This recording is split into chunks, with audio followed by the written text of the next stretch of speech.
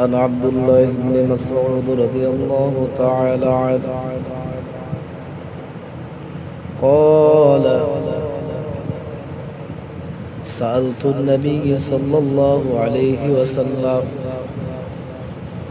أي العمل أحب إلى الله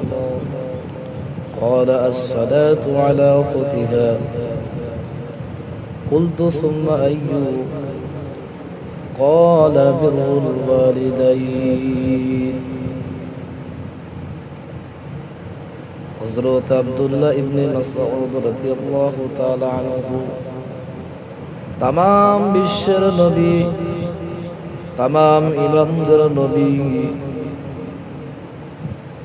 মুহাম্মদ মুস্তাফা সাল্লাল্লাহু আলাইহি ওয়াসাল্লামকে জিজ্ঞাসা করতে লাগলেন ইয়া রাসূলুল্লাহ ইয়া হাবিবাল্লাহ একটু কি আমাকে আপনি বলবেন আল্লাহ তাআলা কোন নেক আমলকে বেশি বেশি ভালোবাসে আল্লাহ রাসূল সাল্লাল্লাহু আলাইহি ওয়াসাল্লাম জানিয়ে দিয়ে দিলেন আসসালাতু আলা ওয়াক্তিহা ও আমার সাহাবা শোনো শোনো আল্লাহ এই আমলটাকে সবথেকে বেশি ভালোবাসে সময় মতো নামাজটা আদায় করে নেওয়া